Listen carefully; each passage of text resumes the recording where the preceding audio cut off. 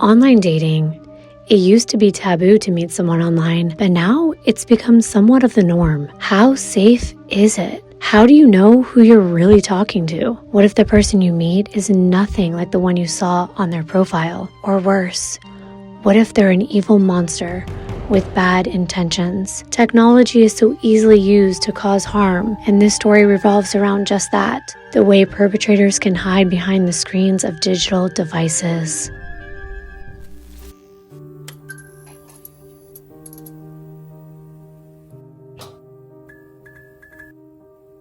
Deadly Deep Dives.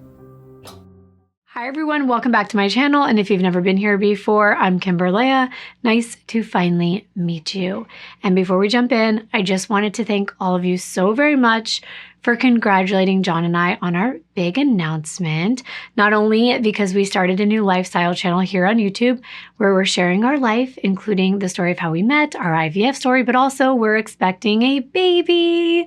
It's true. So thank you to everyone who has already said congratulations. Yes, we've been keeping this secret for quite some time.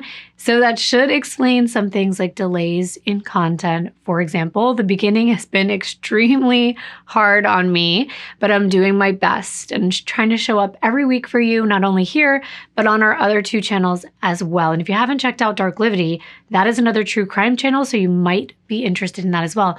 But let's get into the story for today.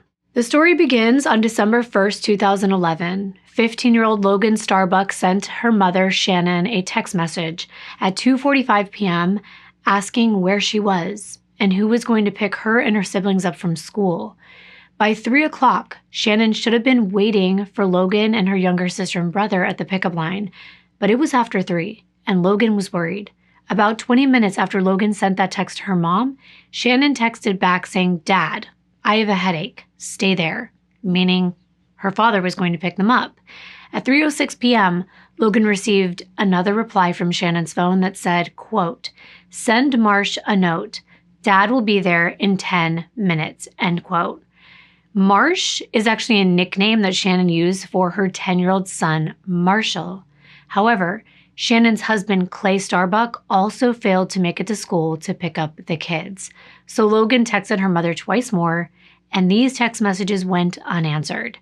Eventually, Logan contacted her 21-year-old brother, Austin, who worked at a local glazing company, and she asked him to pick them up. Because none of the children had a spare key to their mother's home, Austin took them to their father, Clay's house.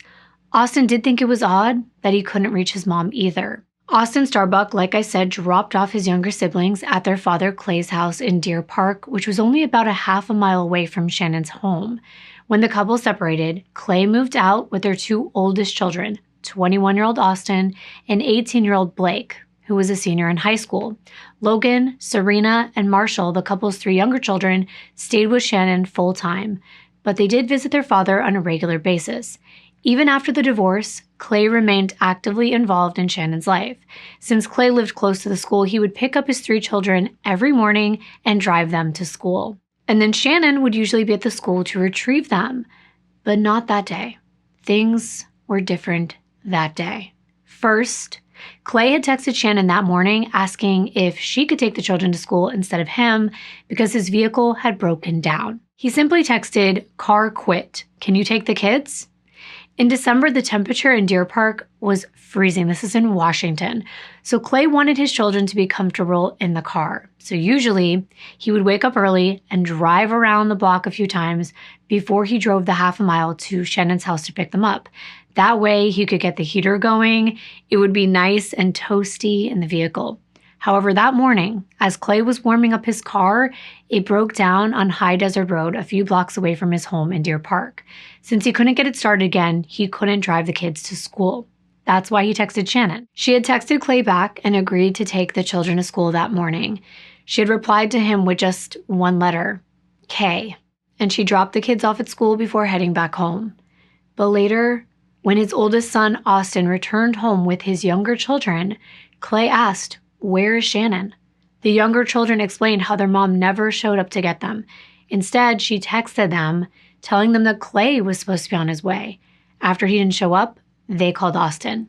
When Clay checked his phone at 3:37 p.m., he found out that he hadn't turned it on since earlier that morning. Chanin had texted Clay at 3:17 and said, "I just got up. Can you get the kids?"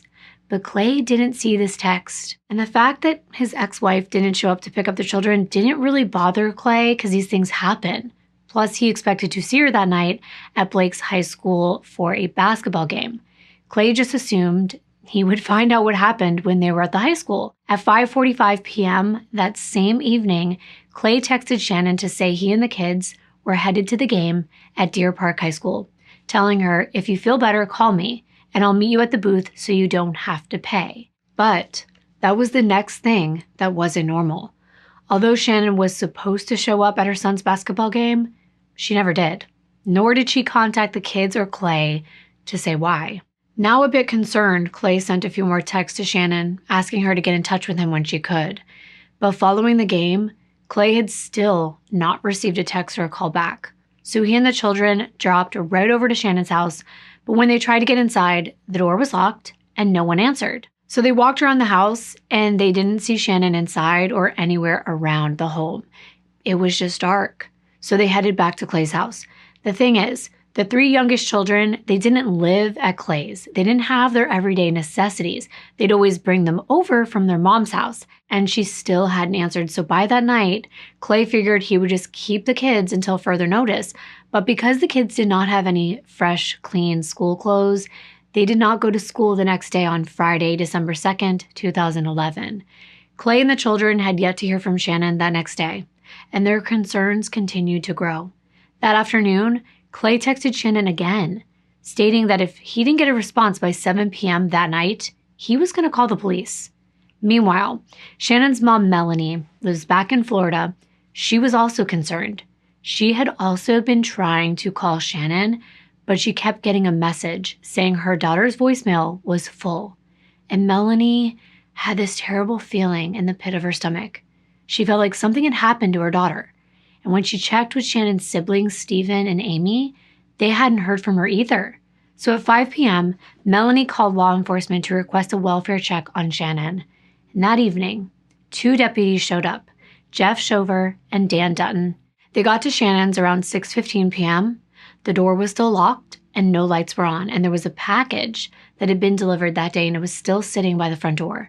When the officers knocked on Chanin's front door and walked the exterior, no one answered, and they didn't see anything that seemed suspicious. After looking into a few windows, the officers decided that nothing unusual was going on, and since this was simply a welfare check and there were no signs of a disturbance, the deputies didn't have enough information to do things like apply for a warrant to go into the property. So after about 10 minutes, they left. When 7 p.m. rolled around on December 2nd and Clay still hadn't heard from his ex-wife, he called the police, and he also requested a welfare check on Chanin. Around the same time, those 2 officers who had just left Chanin's actually went to Clay's to see what he could tell them. He told them he was already on the phone with the police. Clay said he had no idea where Chanin was, and he showed the deputies his phone and his text messages. The officers told Clay that they checked all the doors and the windows, and they saw no signs of foul play. So where was Chanin, and why wasn't she answering? Now, I know I usually start my videos by introducing you to the person I'll be telling you about. Well, that would be Chanin. This time, I wanted you to get some context as to what was going on that alerted people close to her that something may have been wrong. But I do want to backtrack and tell you all about Chanin and what led up to this winter day in 2011. To understand the full story, I have to take you back in time. Chanin Denise Conway was born on April 19, 1969, in the city of Anderson, Indiana. Chanin was one of 3 children to her parents Lawrence and Melanie, along with her brother James and Stephen. Chanin grew up in the Church of Jesus Christ of Latter-day Saints, which for brevity, we're going to refer to as the church in today's story. Chanin was an active member of the church, and her deep faith guided her throughout her entire life. At some point during Chanin's childhood, her parents, they decided to end their marriage. And it appears as James stayed in Indiana with their dad, but Melanie moved with Chanin and Stephen to Florida. And Chanin's mother remarried to a man named Charles Boursier around 1975. And from what I could gather, it seems like Charles already had 6 children of his own, and that truly expanded their family. And then Charles and Melanie had a little girl named Amy. Chanin and her brother Stephen were very close. They were like best friends, and she always invited him along with her and her friends. Being maternal came naturally to Chanin. She loved babysitting for her neighbors, and she was also artistically gifted from a very young age. She was well known for her award-winning talent and passion for drawing. Chanin attended Lake Mary High School in the city of Lake Mary in the greater Orlando metropolitan area located in Seminole County. Chanin was a loyal friend with a compassionate, kind, nurturing, and gentle disposition. She'd always been very fun-loving and spent a lot of times with her friends hanging out at the beach and, of course, Disney World because they're living in Florida now. And Chanin was a very busy student. She was involved in the school band, the Future Business Leaders of America, and was the historian for her high school Tri-High Y Club. After graduating in 1987, she attended Florida State University in Tallahassee and then Seminole Community College, where she won a scholarship and obtained an associate's degree in art therapy. Chanin wasn't the kind of person who wanted to be the center of attention. She was very soft-spoken and quiet. She had a very gentle manner about her, and she was perfectly happy just being in the background, listening and observing social interactions. But she was also known for her quick wit, brilliant smile, and her laugh. People just felt very comfortable around her. She made you feel at ease. And throughout her life, Chanin had been an active member of her church, and in 1989, when she was 20 years old, she met 24-year-old Clay Starbuck at a church dance while he was on vacation visiting South Florida. Clay Dwayne Starbuck was born on September 1st, 1964. He grew up with his sister Kathy and parents Larry and Betty in Oregon before the family actually moved to Alaska, where Larry took up a job in law enforcement. Clay graduated high school in 1982 and then went on to study at a diesel and automotive school in Denver, Colorado. Around 1986, he returned to Alaska, where he began working on the Trans-Alaska Oil Pipeline. When Chanin met Clay, he already had 2 children, a son and a daughter, Jesse and Drew, from a previous marriage of about 5 years. After somewhat of a whirlwind romance, Chanin and Clay got married in Florida on June 1st, 1990. It was Clay's second marriage and Chanin's first. They ended up moving to Valdez in Alaska, where Clay continued working on the pipeline. And as a pipeline manager, Clay spent weeks away from Chanin and his family in Alaska before returning home on leave. This was a huge change for Chanin. She was moving away from her family. There was an entirely different climate, and she had to be more independent. But she was totally in love with her new husband and welcomed her 2 stepchildren with open arms. She was committed to being the best stepmom and wife that she possibly could. When Chanin was just 21 years old, she and Clay welcomed their first child together. His name was Austin, followed a few years later by another son who they named Blake. Their first daughter, Logan, arrived in 1996. Now, she was diagnosed with being on the autism spectrum and had special needs, but Chanin took all of this in stride, and understandably, she was always protective of her daughter. And then Clay and Chanin welcomed another little girl into the world, and we're going to call her Serena out of respect for her privacy. Chanin was a devoted full-time stay-at-home mom. She loved her kids more than anything. She was their biggest cheerleader, and she threw herself into her children's school, sports, and church activities. Chanin was also a fantastic cook. It was one of her many talents. She also did a lot of quilting and sewing. Her creations were so amazing that she could sell her quilts for up to $1,000 at local craft shows. She also had the reputation for being one of the best seamstresses when it came to things like altering prom and wedding dresses. So later she would even embroider the back of the hats of her son's baseball teams with their names and phone numbers in case they lost them. And throughout her church community, she also made handcrafted Christmas ornaments, and she was an active member of their book club. She loved helping out with the church nursery as well. But even though things were going great, the marriage became rocky. Clay had been unfaithful with a coworker. And remember, he was away a lot at this time working on the pipeline? Well, questions of faith also became an issue.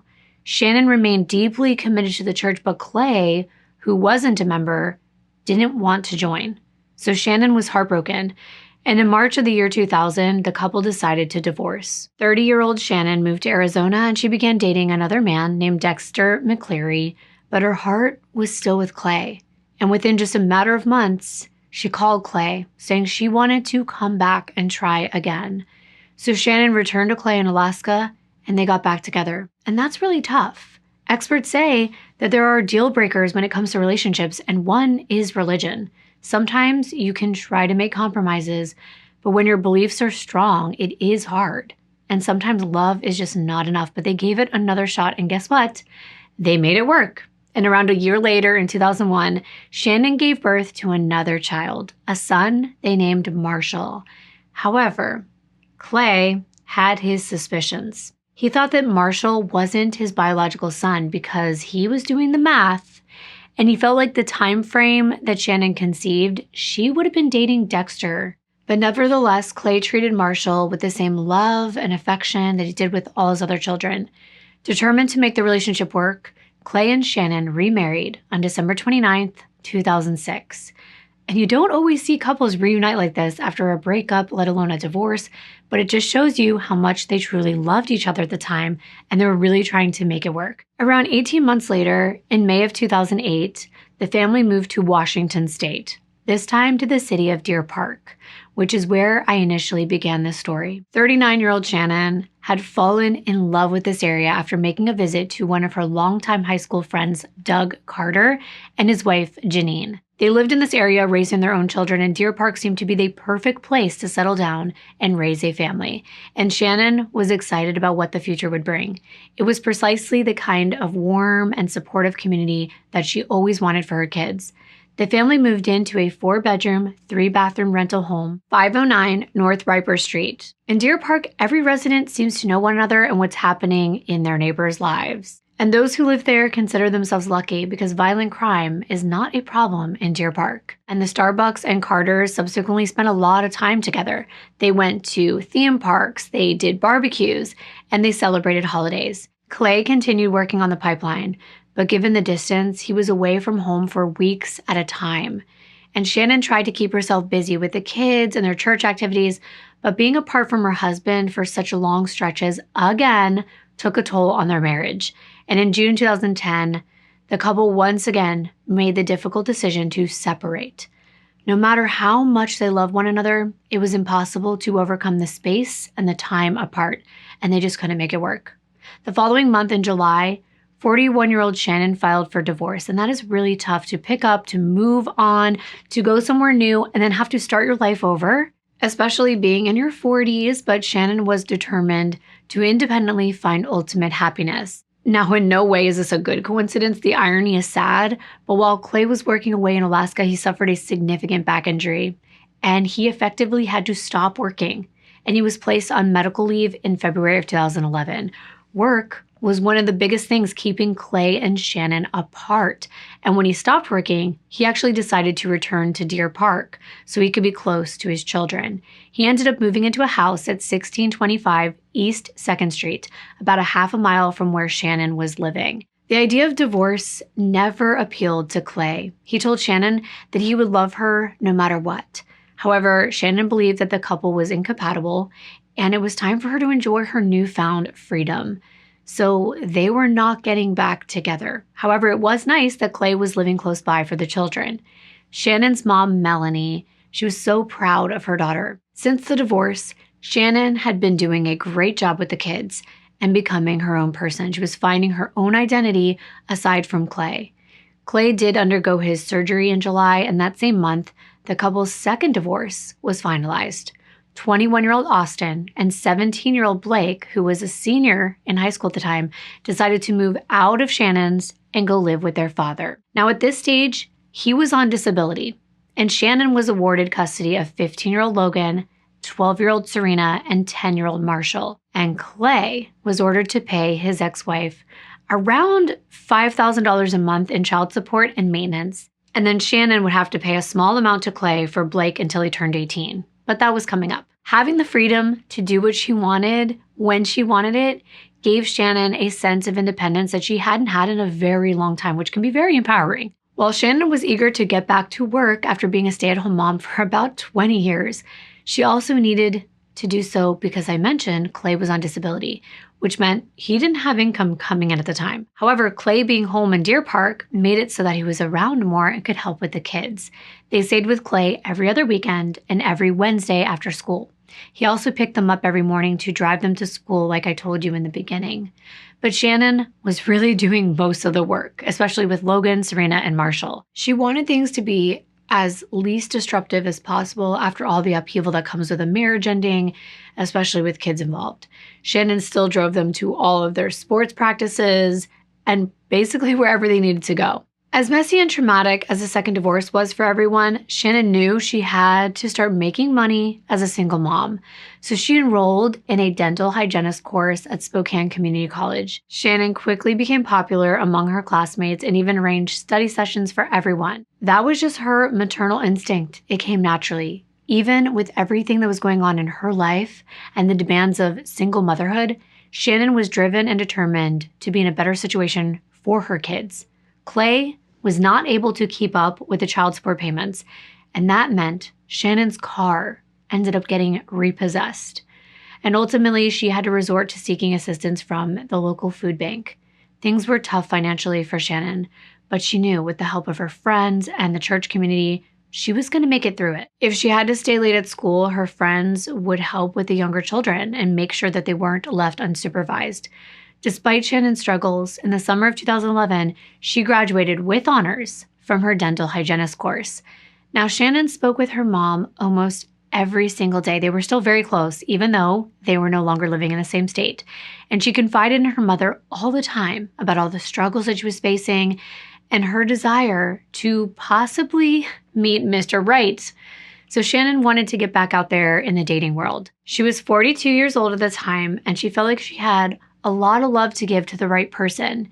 Even if she just dipped her toe back in the water to see who was out there, with no initial expectations of anything serious, she wanted to do it. Chanin had given so much to others throughout her life that she really deserved happiness. So she joined online dating sites like Plenty of Fish, where her profile said she wanted to learn how to ski and that fall was her favorite season. When it came to her ideal partner, Chanin said on the dating site she was looking for someone tall and educated with a good sense of humor, and that's what life was like before December 1st, 2011, where I began this story. Now, Chanin isn't answering calls or texts, and officers didn't find her at her home when they did that welfare check. Chanin's mom at this point knew that she hadn't been able to land a job yet, and she always called her at 9 o'clock in the morning to check in, so something wasn't right. When I left off earlier, I explained the welfare check turned up nothing. And after checking in with Clay that night, the deputies left. But later, Clay called Deputy Dutton at 11:42 p.m. for an update to see if Chanin had been located. But no one had heard from her. The next morning, around 8 a.m. on December 3rd, this is now Saturday, Chanin's friend Doug Carter, remember her longtime friend from high school, he was also having trouble getting a hold of her. And he too ended up calling the police.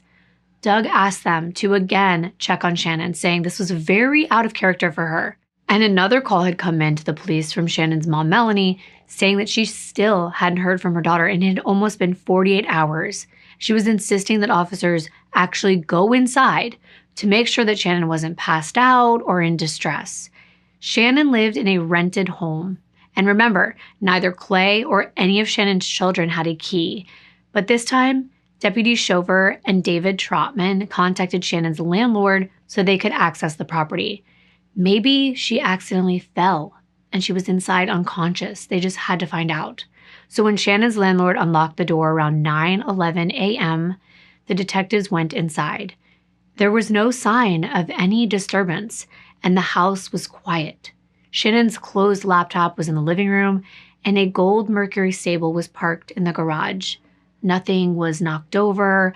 It didn't indicate that there was any kind of struggle, and the house wasn't ransacked in a robbery or anything. In the main bedroom, Chanin's cell phone was seen on the nightstand, and on a dresser was her journal and a bottle of lubricant. The bed was unmade, with the blankets sort of folded on the floor at the foot of the bed, but there were no sheets on the bed.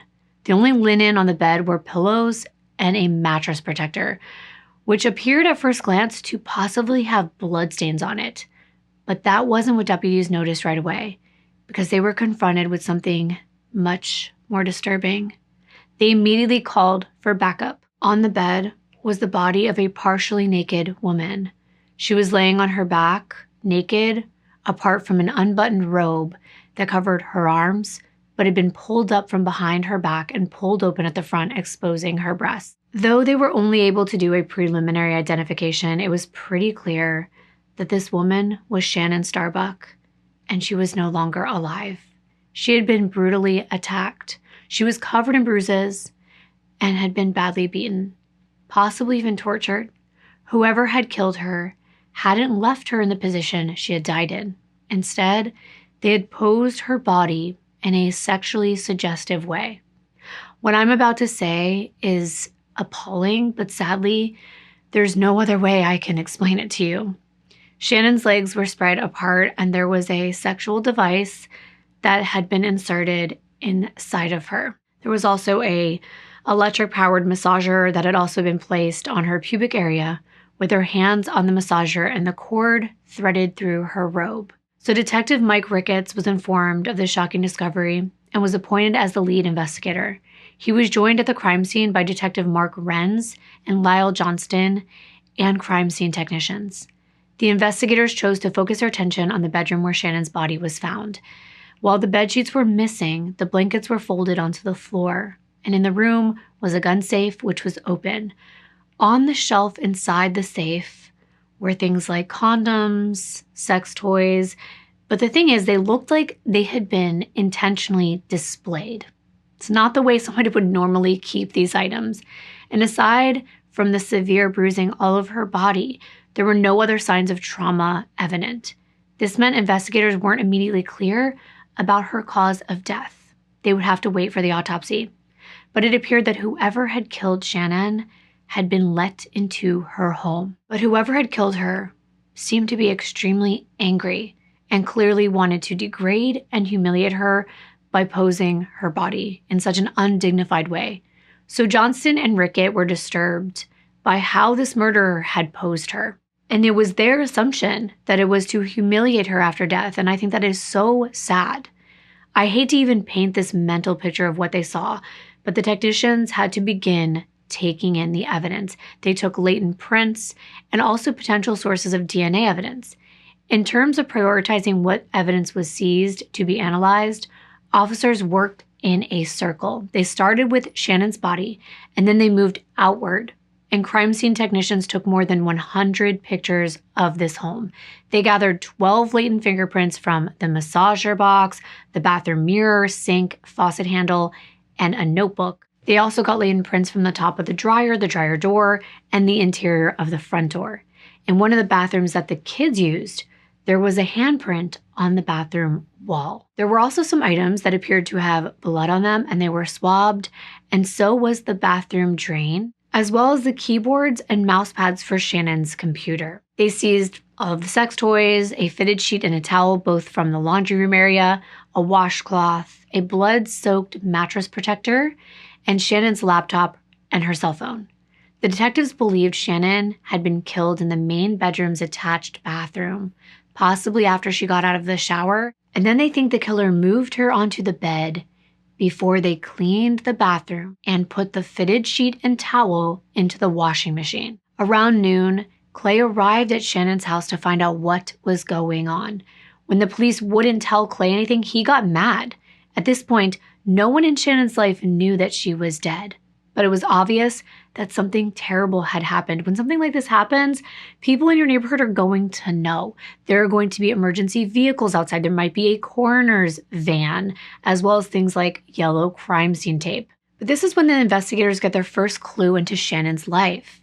Clay told Detective Renz that his ex-wife was heavily involved in online dating and was seeing several men at the same time. He said that he had been concerned about Chanin's safety, and while showing his phone, Clay explained that he had an 8-minute phone call with Deputy Dutton the day before where he was explaining how concerned he was that he hadn't heard from Chanin.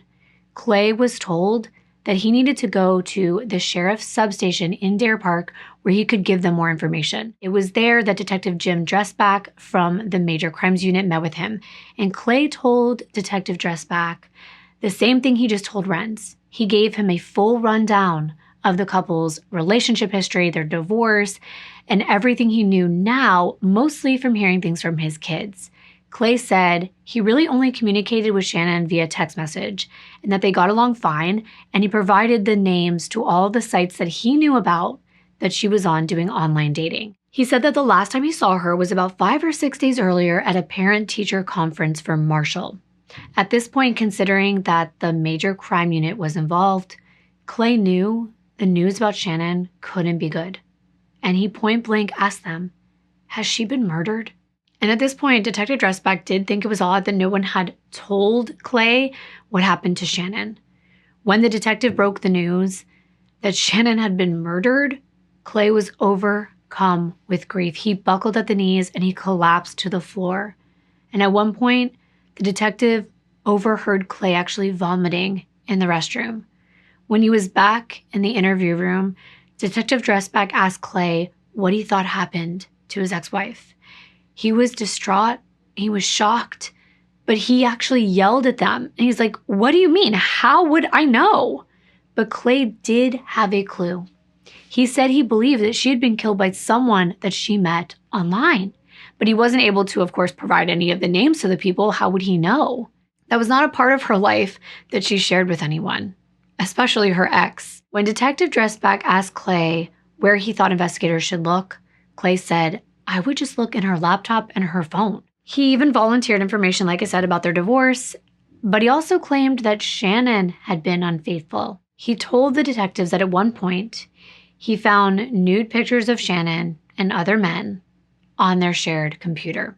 And that he even remembers a time during Mother's Day when she left the children with him so she could go on one of these online dates. Clay even mentioned that he believed that Marshall wasn't even his biological son. And this was just a lot to take in, but that's how it is in these interviews. You're just getting a rundown of someone's entire life in a matter of hours. So Clay went on to say that Chanin often engaged in phone sex, saying that she does all kinds of things, even things with sex toys, dildos, and such. Well, that was interesting. I mean, we know what they found at the crime scene. So could someone she was seeing have gone too far and become obsessed? It was anyone's guess. But Detective Dressback noticed that Clay had been crying throughout this entire interview. So he insisted Clay go home, be with his children, and they could catch this up later. As Clay was being escorted out of the station, he repeated the information about Chanin supposedly visiting, inappropriate websites and telling the detectives their kids knew what she was doing and they hated her for it. And that's pretty harsh. But on one hand, it's important to tell everything you know.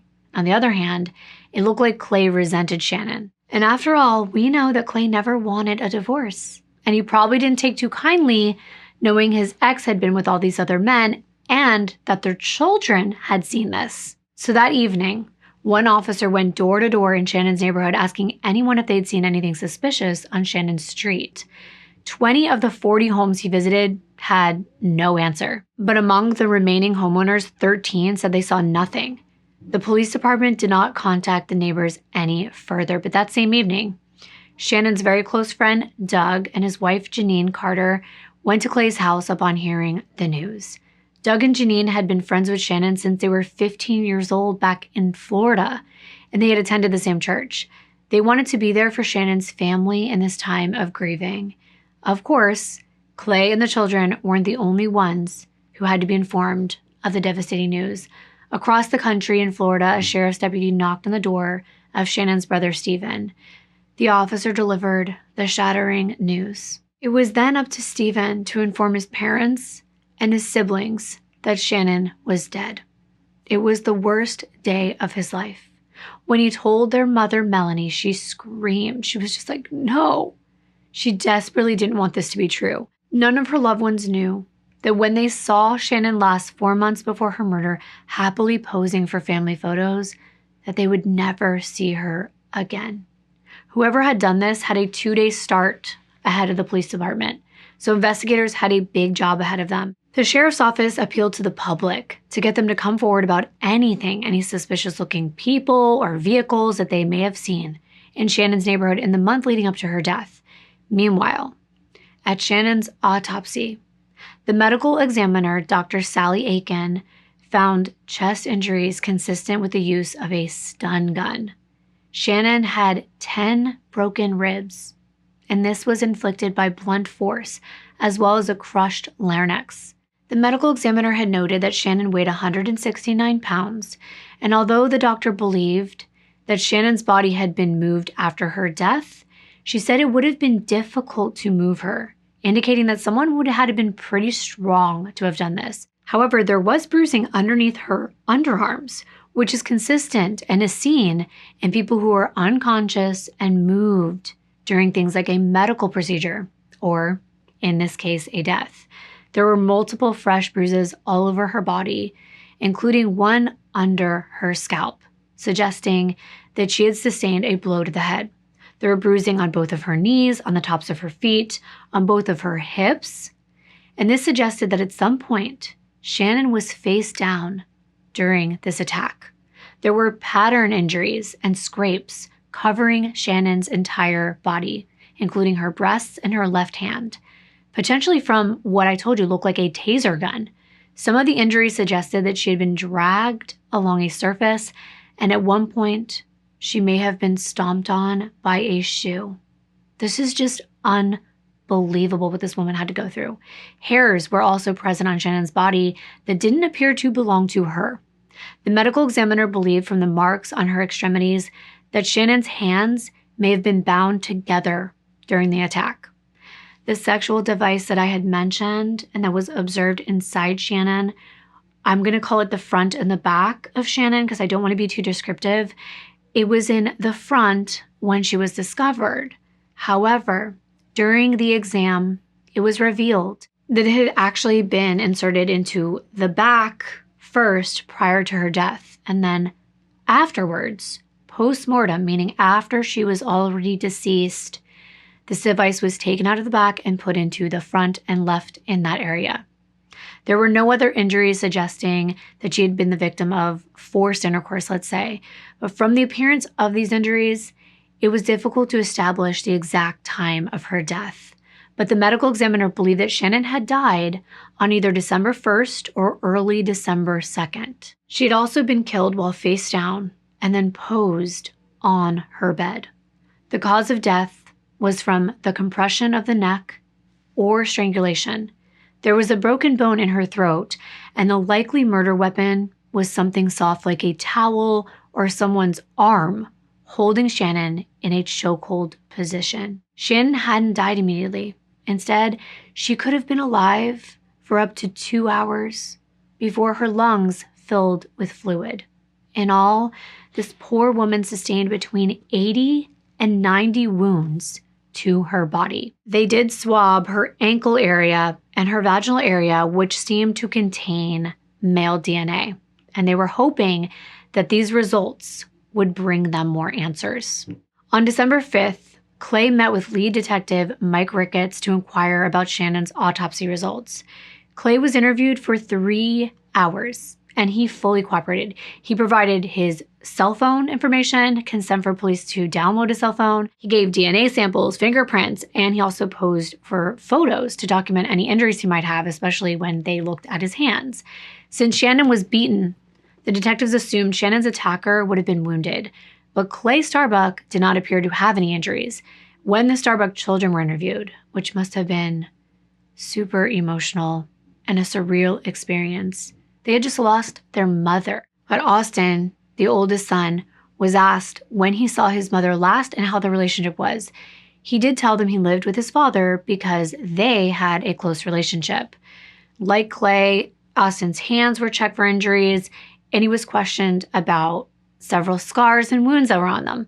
Austin explained that he worked at a glass company called GSI Glass, and he frequently had cuts and wounds on his hands. Chanin's children told detectives that they watched To Catch a Predator. This is a show on the same network as Dateline. And they knew that there were weirdos out there who spent time on the internet, and they were afraid that their mom had met someone like that.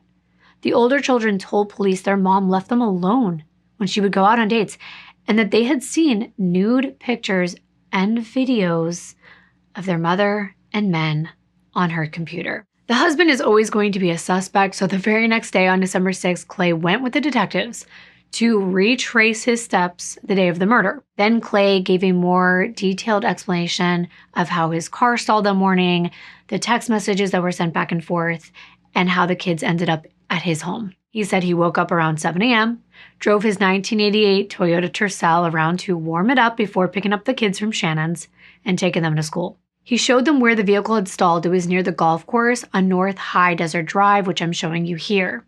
So he texted Chanin asking her to please take the kids to school. Clay had decided it was better to keep his car on the street at the moment and then come back in the afternoon when the temperature was warmer. Clay explained to the police he walked back and forth between his car and his house twice during the day, using the same sidewalk and route.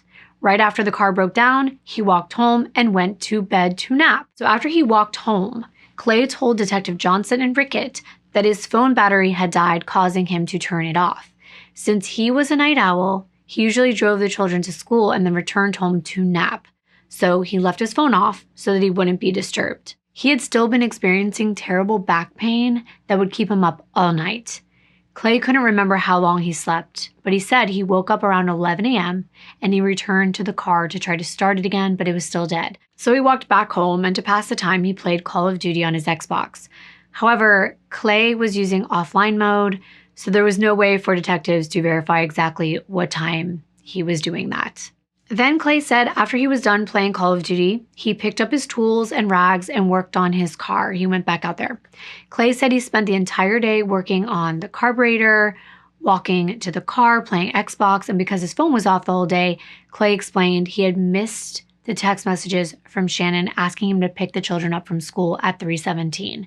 But eventually he said the car started working and he went home. Now, of course, they're trying to establish an alibi. This is what they do with everyone. So they asked him, did anyone see you during this time? And he said, I don't know if anyone had. And by this account, Clay was within 1.5 blocks from Chanin's place several times that day. But none of his fingerprints matched any at the crime scene, and Clay did not have a criminal record. During the interview, Clay again told the detectives that they should focus on Chanin's computer or her phone. He was convinced that someone Chanin had met over the internet was responsible for her murder. Clay was then free to leave after the second interview, and the investigators followed his lead and started to investigate Chanin's online dating history. While investigators were still gathering evidence and having it analyzed, Chanin's funeral was held at 1 p.m. on Saturday, December 10, 2011, at the Riverside Chapel, Church of Jesus Christ of Latter-day Saints, in the town of Chattaroy, Washington. Chanin's friends and acquaintances from her children's school, the church, her dental school, and the broader community turned out to pay their respects. Also in attendance, of course, was Clay. He was there with his kids, and everyone was trying to support them going through this incredible loss. And afterward, Chanin's body was then returned to Florida, where Clay and her children and her family laid her to rest at Woodlawn Cemetery in Orlando. She was remembered as a wonderful mother who supported her children in all of their endeavors. Chanin's eulogy was read by her friend Doug Carter, and he described Chanin as a mother and community activist, and that she was an outstanding woman. Doug said Chanin's loved ones were allowing law enforcement to do their jobs, and they were all there to support and love on Chanin's children. When Chanin's funeral was held, Clay told the media that his only concern was getting his children through the upcoming holidays, which I could only imagine would be completely devastating. I'm sure there were constant reminders of Chanin everywhere. So let me go back to the days right after Chanin's murder. I want to tell you everything they found. Detectives Johnson and Rickett searched her cell phone for any recent communications to track down her killer. By this time, they were confident that Chanin knew her killer, but there was still a lot of people to speak to, and this information didn't necessarily point to one specific suspect. Police were sifting through a ton of information. They'd actually been receiving calls from men saying they'd recently spoken to Chanin online or had even gone on dates with her. It was encouraging in that police had more potential people of interest to look at, but not every man that Chanin had met or chatted with was making contact, which was a concern. When detectives went through Chanin's cell phone, they could see that on December 1st, between 8:06 and 8:47 a.m., she was texting back and forth with a man named Tom Walker. The pair had met online and had a lunch date 4 weeks earlier. Then they had a dinner date scheduled for December 5th at Tom's house. But of course, that would never happen because Chanin would be murdered. There were a number of flirtatious, I'm calling them flirtatious, that's very PG, but there were messages going back and forth between Chanin and the men she was texting, and one of them caught their eye. And there's a reason for that. Only hours before Chanin's death, the messages that were exchanged were sexually explicit. In one of Tom's messages, he requested that Chanin send him a very graphic photo of herself, a very specific way that he wanted her to pose with a sex toy in a very suggestive manner. And while Chanin never actually sent this picture to Tom, her killer posed her dead body the exact same way. The detectives didn't know what this connection meant, but they were interested in talking to Tom Walker. When Chanin and Clay separated, her friend Summer Starks encouraged her to try online dating because Chanin was lonely. All she had was her kids and going to school, and her friends wanted to see her thrive.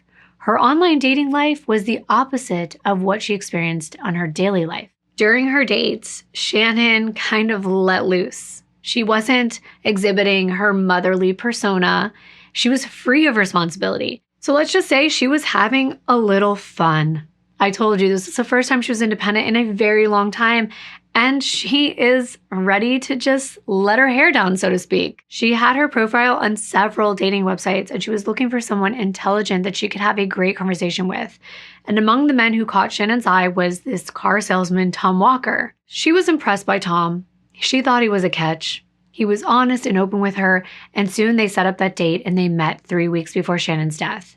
They traded a lot of sexually charged and very flirtatious text messages before and after meeting in person. Because Tom Walker's number was already stored in Chanin's cell phone, finding him was relatively easy.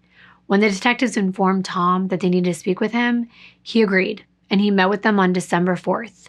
Investigators were obviously very interested in Tom's movements days prior and whether he had an alibi on the day of her murder. Tom told Detective Ricketts that on December 1st, he left work around 9:40 a.m. to attend a funeral in Spokane Valley, about 28 miles from Deer Park. He left the funeral at 10:30 in the morning, returning to work around 11 o'clock. And 20 minutes later, he texted Chanin, asking how her day was and telling her he had just gotten back from the funeral. At 12:10 p.m., Chanin replied, saying that she had to stop by the bank, and she asked Tom if he would like to meet her for lunch that day at 1 o'clock at a restaurant in town called The Onion. But Tom had to be at work at that time, so he declined that invitation around 12:12 p.m. There must have been some miscommunication or crossed wires because at 12:19, Chanin texted Tom asking if he was on his way for lunch. 5 minutes later, he again said that he wasn't going to be able to make it, and he never heard back from Chanin after that.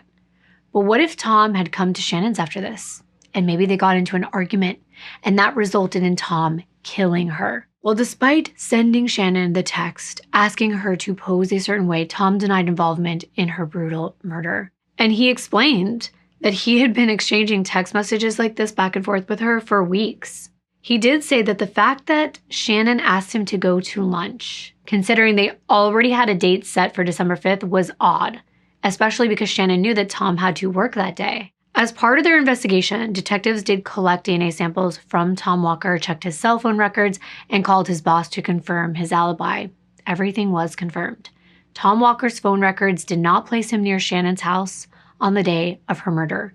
Therefore, until the DNA could be analyzed and compared to the scene, detectives had to look at other leads. And again, they didn't know exactly what time Chanin died, so no one could be excluded as a suspect.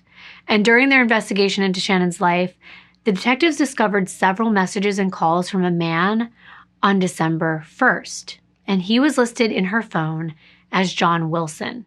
Well, investigators initially had a very difficult time identifying who this John person was. To begin with, his Facebook profile was not him. He was definitely catfishing. It belonged to a doctor in New York City. When they did a reverse image search, they saw that this doctor had a practice in New York. So someone was using his picture and talking to Chanin on Instant Messenger and even on Yahoo under an account called Just Wondering 006. And he used the username JustWondering06 on his dating profiles. So already that's a little suspicious. Based on Shannon's message exchanges with John Wilson, the detectives were able to see that the two were planning to meet on Thursday, December 1st. That's the last day anyone had heard from Shannon. So detectives were definitely intrigued when they discovered that John was supposed to meet with her on the day she died. They immediately tried to track him down for questioning. Shannon had met this John Wilson person on a dating site a few months before she was murdered back in September of 2011, and the two soon began a sexual relationship. When they first began dating, John made it clear that he wasn't looking for anything serious, and Shannon was fine with that. She was fresh out of a long-term relationship that had been kind of tumultuous, and she was ready to have some fun. So upon looking through Shannon's phone records, the detectives discovered that John Wilson always called Shannon from a public payphone. And in addition to that, he would use a library computer every time he messaged her on the dating profile. So this was definitely another red flag, that he was reaching out to Shannon through untraceable numbers and computers. So detectives decided to message John from Shannon's dating profile. And instead of pretending they were her or anything, they just told John that they were detectives from the Spokane County Sheriff's Department and they needed to question him about Chanin Starbuck. Within 20 minutes, a message came in from JustWondering06 username. First, he told the detectives that John Wilson was not his name, but he didn't want to disclose his true identity. Well, because of his behavior, the detectives were even more suspicious of this man, and they needed to know who he was and to investigate his involvement in Shannon's murder. So what they did is they took one of those incoming calls from Shannon's phone and they traced it back to a payphone at a university library. And on the library's CCTV, they see a man entering the building not long before this call was placed. That was their John. But why was he hiding behind a fake picture online and a fake name? To make things even more difficult, John had gotten a lawyer as soon as he heard about Shannon's murder, and he wasn't talking. He refused to meet with officers until they threatened to go public with his photo from the CCTV footage. They said, "We'll just wait until someone comes forward who recognizes you." So after some consideration, this man agreed to meet with the detectives at his attorney's office December 17th. Sure enough, the guy who comes in looks nothing like the profile picture, but we already knew that. However, his name was really John.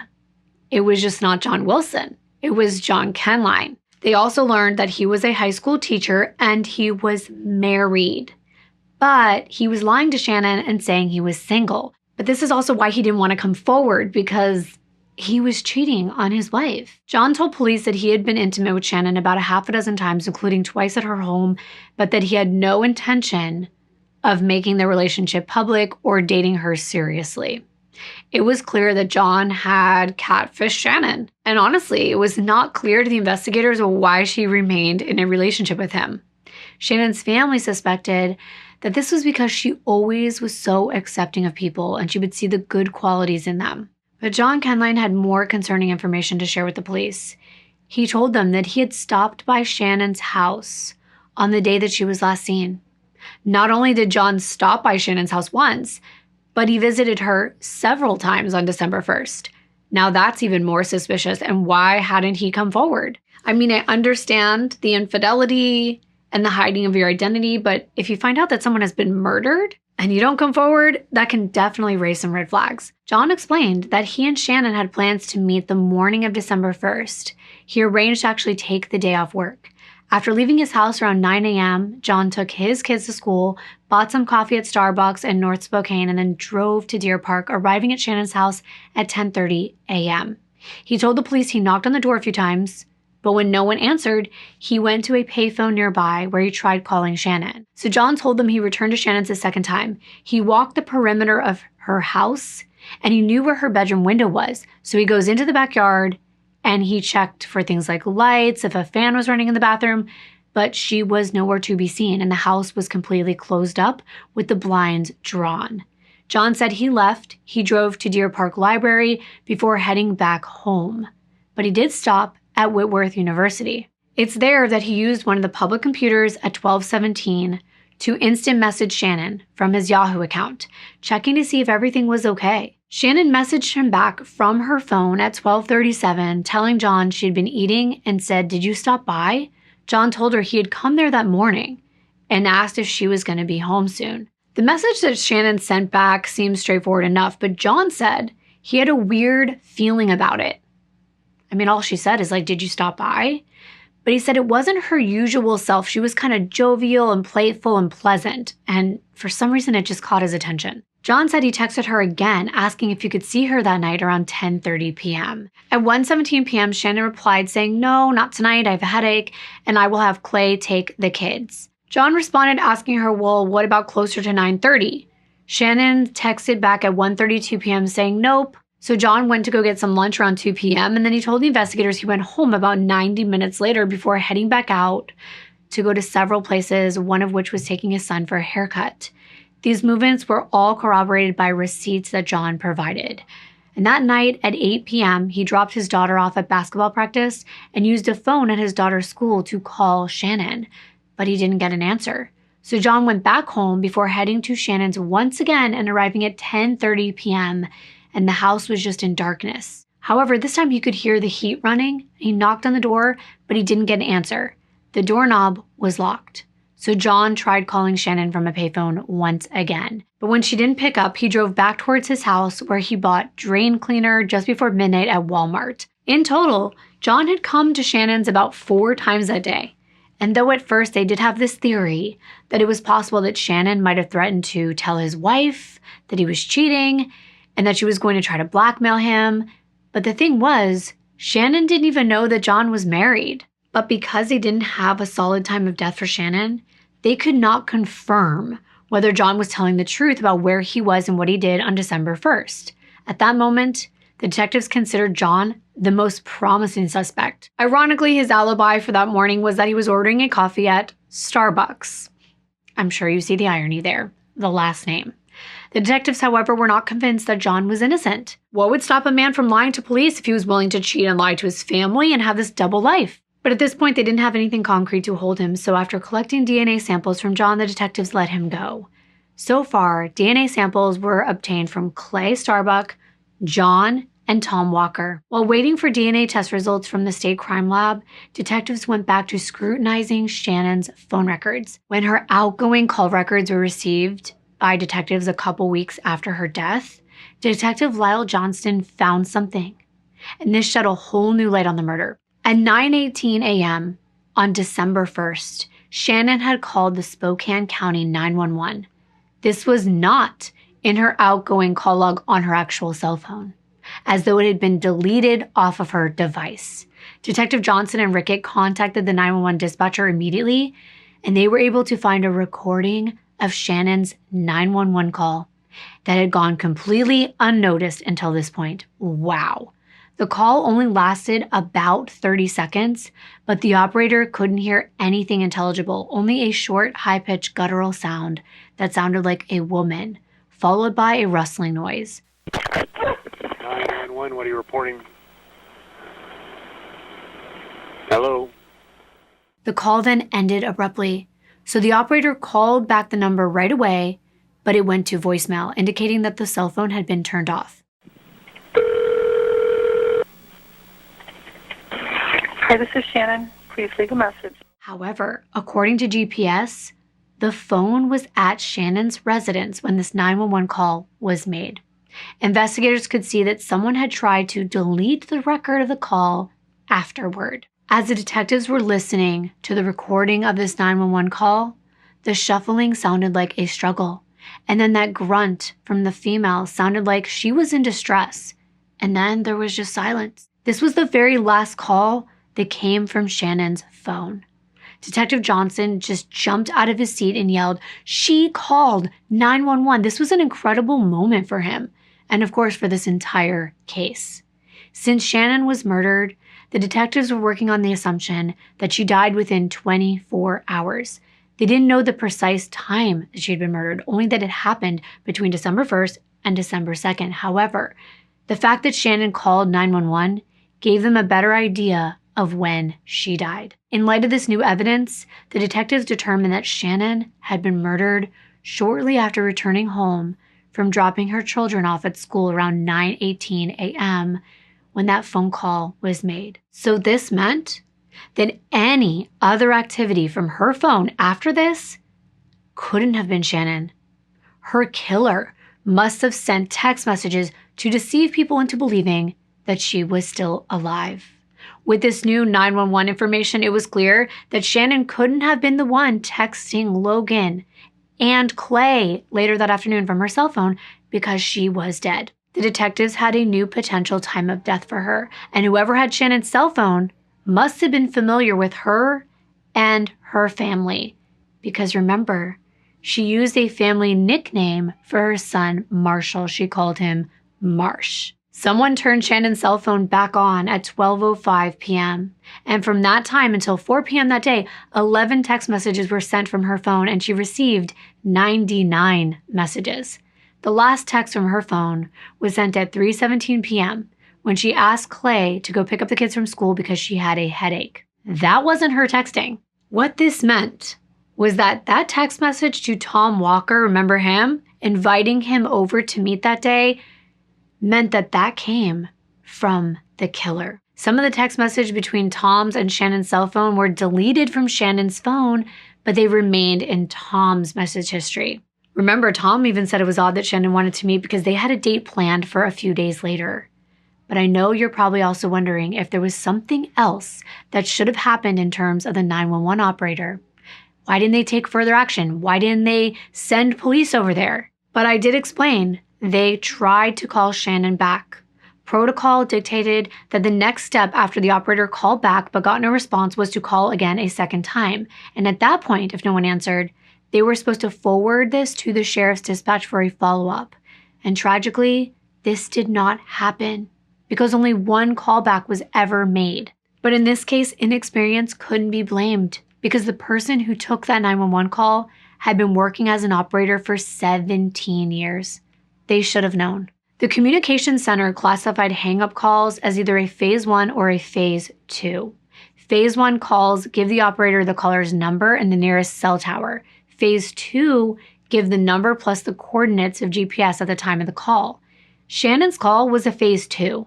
They would have known exactly where this call was coming from, and this meant that officers could have been sent over there right away. However, what is interesting is that there was a follow-up news story about this, and the 911 Communications Center's policy was quoted saying that even if an operator calls a hang-up back twice and no one picks up, law enforcement doesn't have to respond. It's almost like a case-by-case scenario. And the reason for this is because they receive dozens of hang-up calls every hour, meaning that they would have to send an officer all over the place. And that would be pretty hard to do. The Communications Center did conclude that the breach of protocol was an isolated incident and that the operator would not be fired, because other than this, they had an exemplary record. However, in light of what happened in Chanin's case, the Communications Center did decide to have a refresher course be given on hang-up calls, but it doesn't help with what happened to Chanin.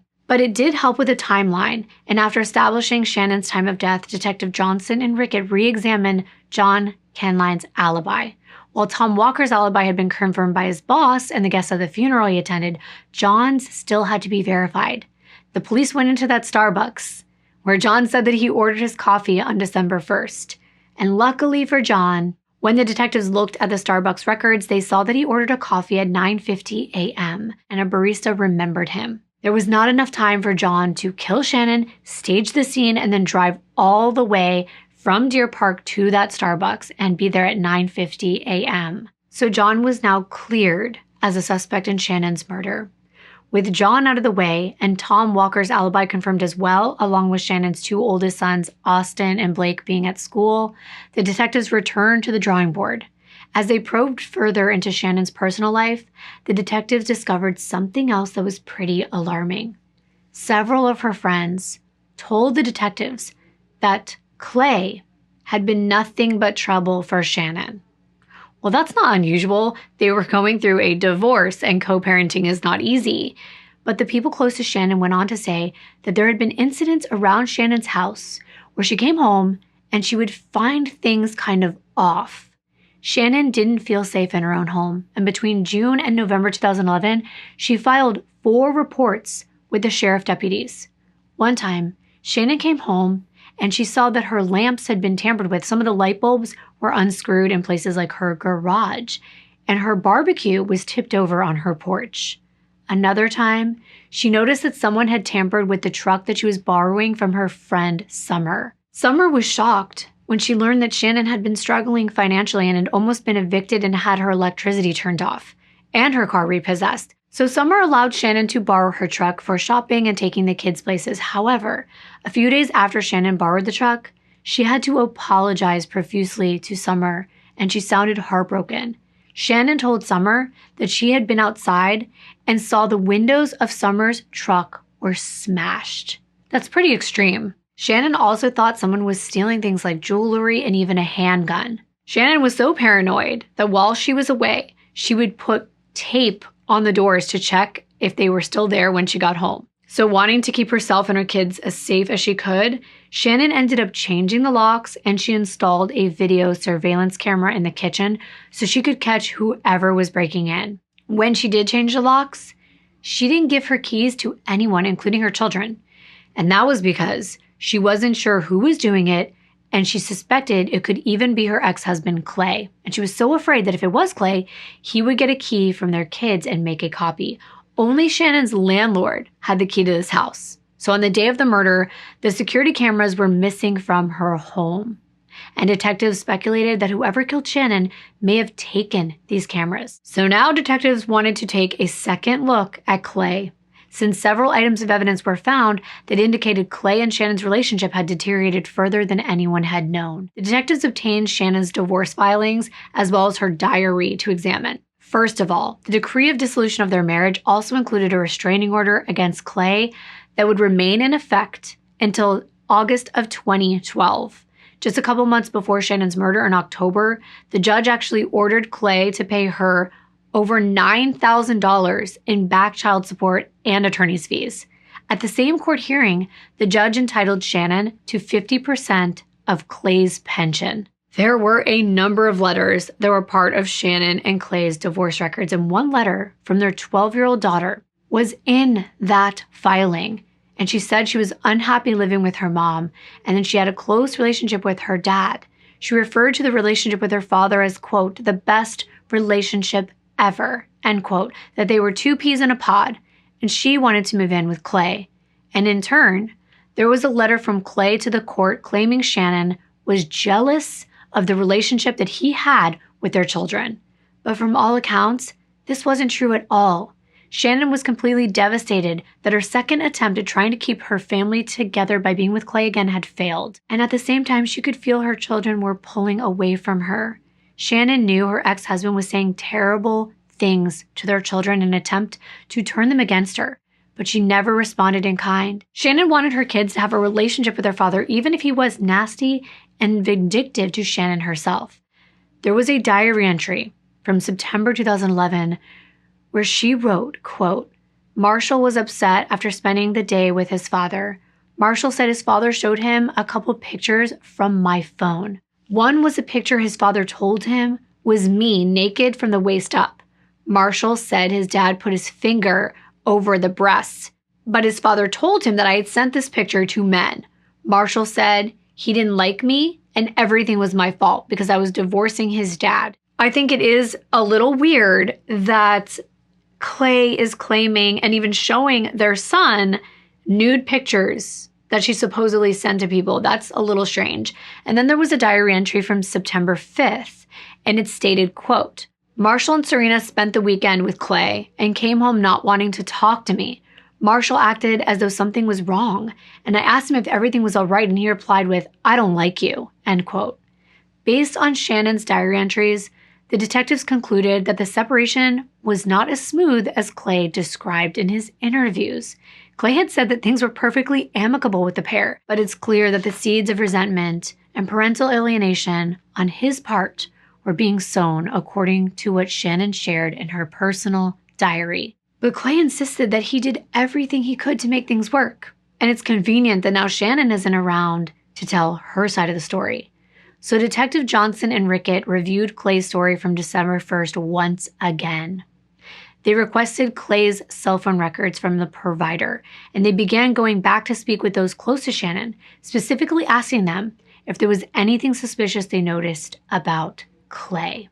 Let's start with the interviews. A friend of Chanin's named Christy Levy, who didn't know Clay that well, took food over for the kids on December 4th, and after a while, Clay asked Christy to follow him into a bedroom. Clay told her that Chanin's death was not a surprise, saying, quote, "You didn't know Chanin, and it was expected because she was dating lots of people and she was engaged in promiscuity. She was online dating. She was having multiple relations," end quote.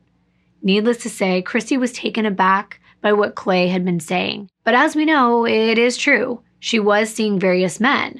However, Chanin's neighbor, Lena McKay, told police that on the afternoon before Chanin's body was discovered, she hadn't seen anything unusual. Instead, she said that Clay approached her at a grocery store, and it was like he had been looking for her.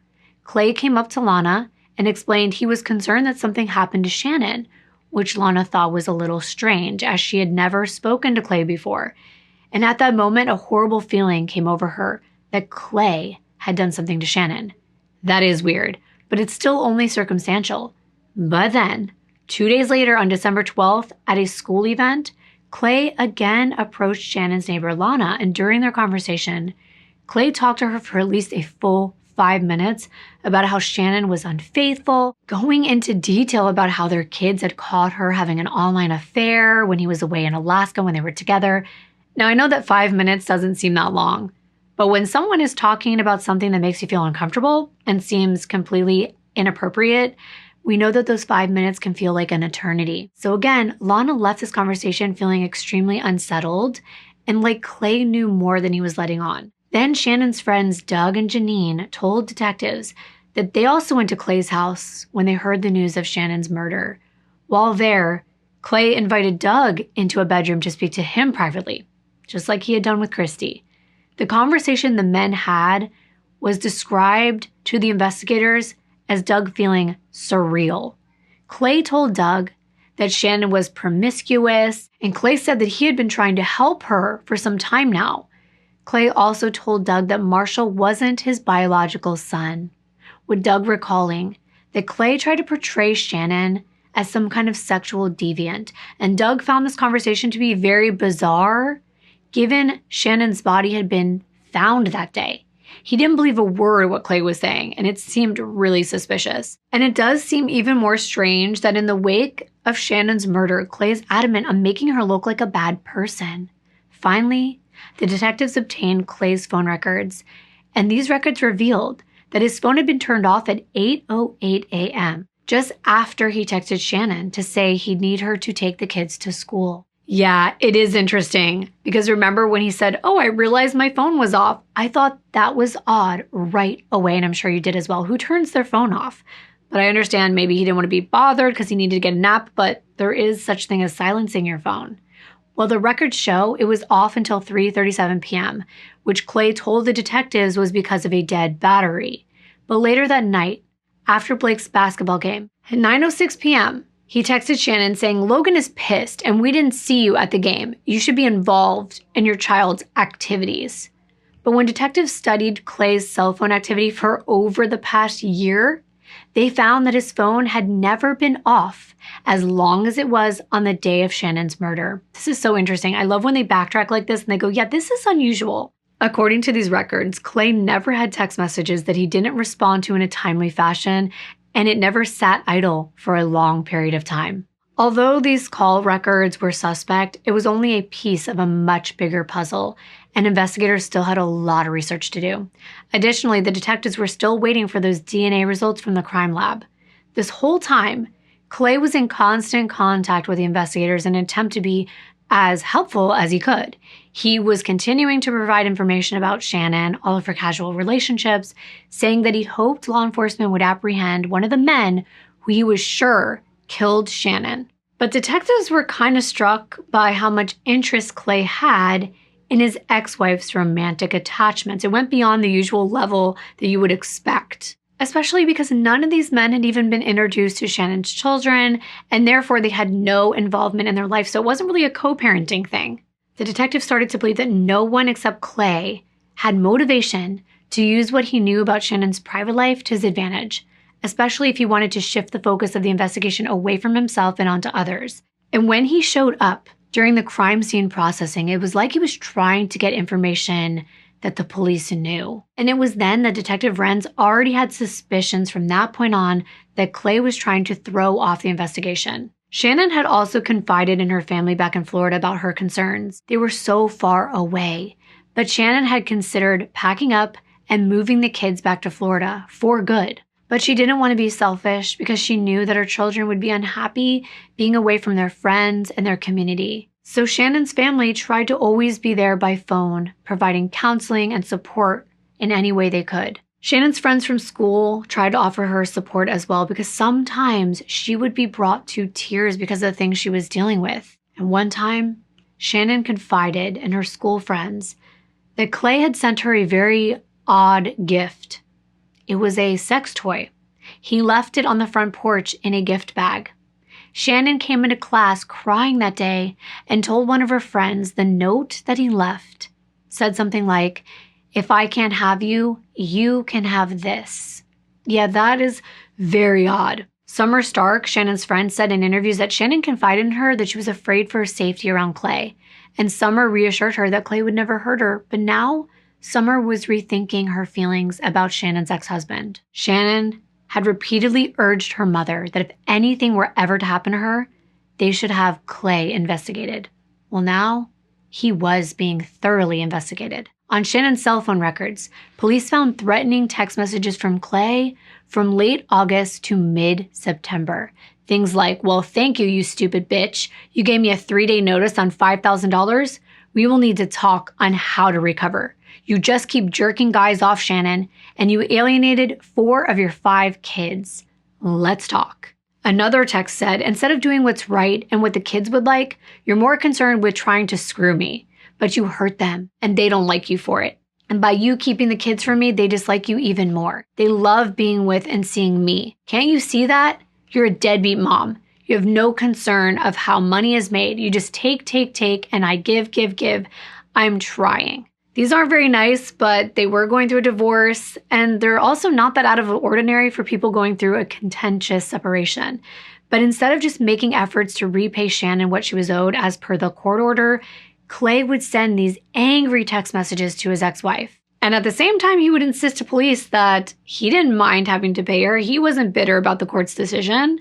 But from what they could tell in the messages, he was pissed off about the custody arrangements, and he was demanding to have more time with his younger children and how they were raised. So things were really far from amicable. Clay seemed obsessed with his ex-wife and her romantic life. Prior to the murder, Clay had used every opportunity he could to unnecessarily and maliciously spread information to multiple people in their community about Shannon's private life, whether it was true or not. Back in April, he actually complained to their dentist and fellow church member about Shannon dating lots of men online.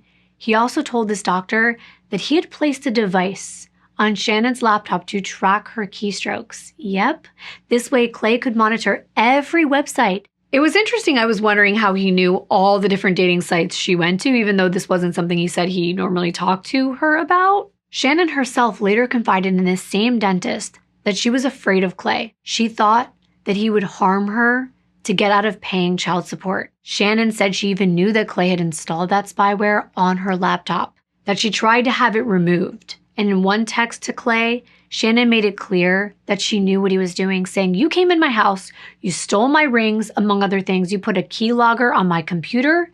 You're capable of anything." She had already confided in one of her instructors at the dental course that she feared Clay would kill her. She had also been open with many of her friends at church, fearing for her life. She didn't know what he was capable of. On November 21st, Clay and Shannon attended a parent-teacher conference for Marshall. Remember he mentioned that was the last time he saw her? When Shannon headed off to a book fair after the meeting, Clay told Marshall's teacher, Meredith Pearson, that he was concerned about Shannon's dating activities and how the kids hated her.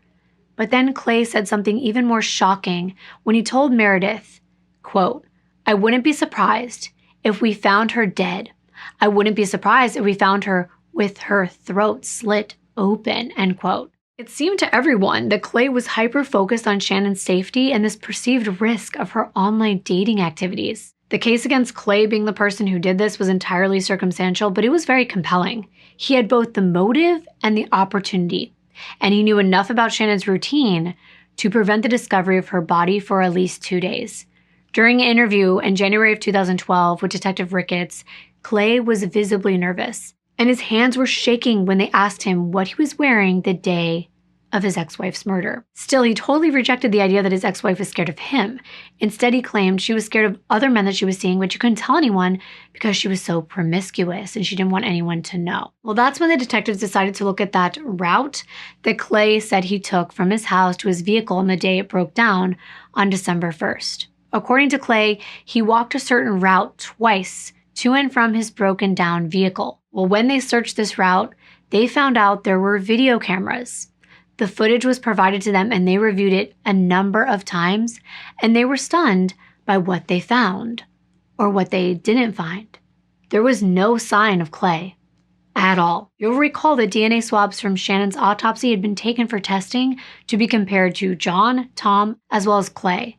Investigators had also taken DNA from Shannon's 2 older sons, Austin and Blake, as a matter of routine. They weren't seriously being considered as suspects. The type of testing conducted for this was something called YSTR, and this identifies DNA consistent with the paternal side of a contributor's family through the Y chromosome, which is only present in males. The downside of this test is it can't narrow the results down to a specific male, only men in a certain paternal line.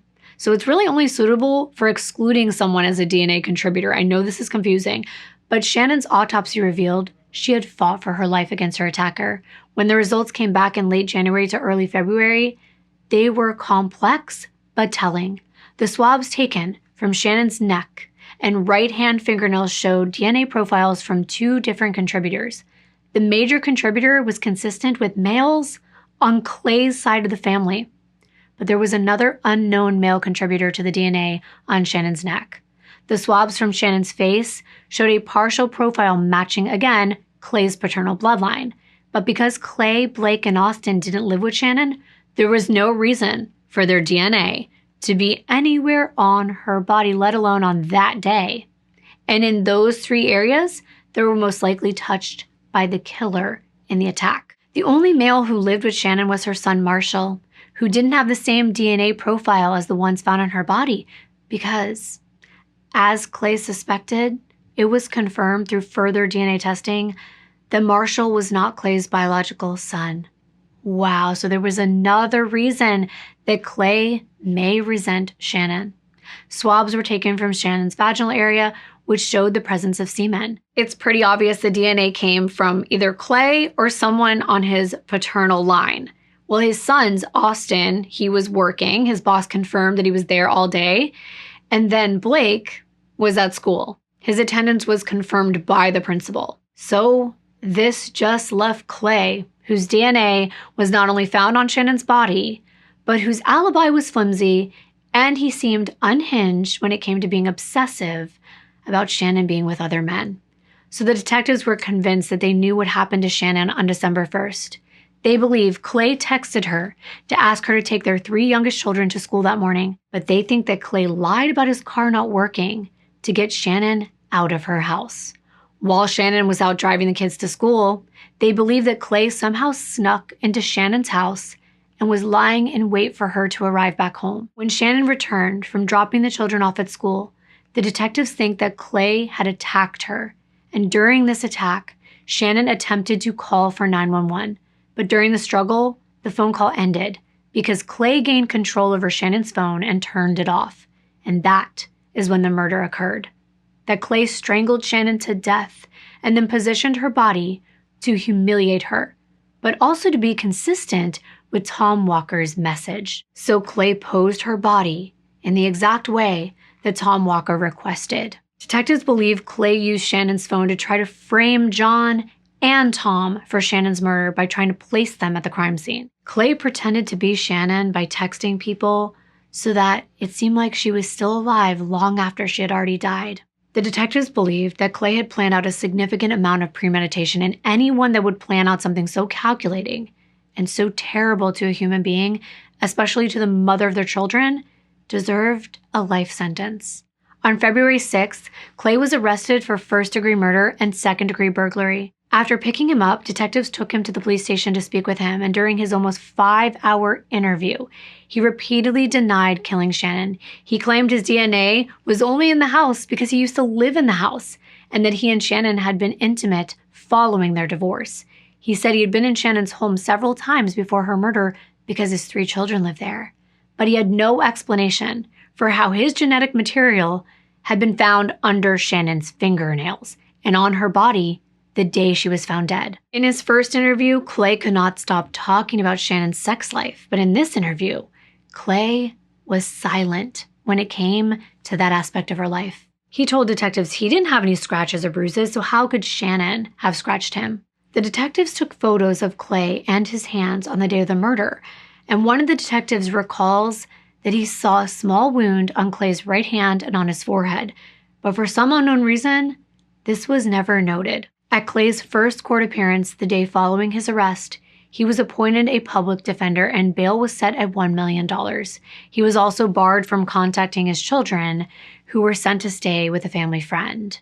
When they executed a search warrant for Clay's house, detectives seized multiple items, including Chanin's photo ID that was found in Clay's locked walk-in closet, along with a computer hard drive that was labeled Chanin's desktop computer. They also collected a notebook, handwritten notes, thumb drives, a woman's watch, 3 Xbox consoles, and documents in a backpack, including a number of divorce papers and printed emails between Chanin and another man. But they also noticed something else. Inside this closet was Chanin's death certificate, and it wasn't just lying on the ground or shoved in a corner. To police, it looked like it was on display, propped up on a shelf, almost like how Chanin's body had been propped up. It's just morbid. 2 days later, on February 9th, Clay was charged with 1 count of aggravated first-degree murder and 5 aggravating factors, including the murder being committed during the course of a burglary and in violation of Chanin's protection order. He was additionally charged with 1 count of sexually violating human remains. At the time, a conviction for aggravated murder carried the penalty of life imprisonment or death. These days, the death penalty is no longer in effect in Washington state. In 2018, the Washington Supreme Court unanimously declared the death penalty unconstitutional, and in 2023, it was signed out of state law. But back in 2012, it was still in place, and the previous execution was only in 2010.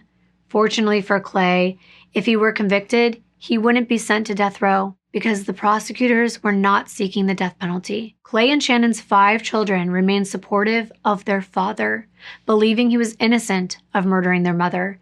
They described their father as loving, caring, and kind.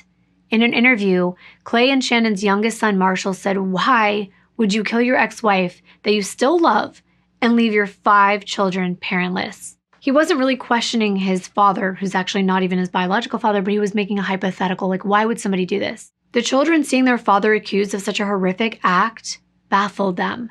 The Starbuck children claimed their mother Chanin wasn't always who she seemed. According to Chanin's children, they knew that she slept with many different men, she was promiscuous. Chanin's oldest son, Austin, even said that it was just part of who she was. She was addicted to seeing men. Chanin's children also said that Clay always took her back and always saw the best in her, even after they got divorced. Their oldest children, Austin and Blake, told the news station that Chanin would leave early in the morning and return later at night, and the neighbors were even worried about the safety of the 3 youngest children. They also believed that the police were trying to frame their father. They said after reading the arrest affidavit, they both laughed out loud. It really seemed like, especially with the older children, that they were really going to bat for their father. They did not believe he did this, and they were questioning everything.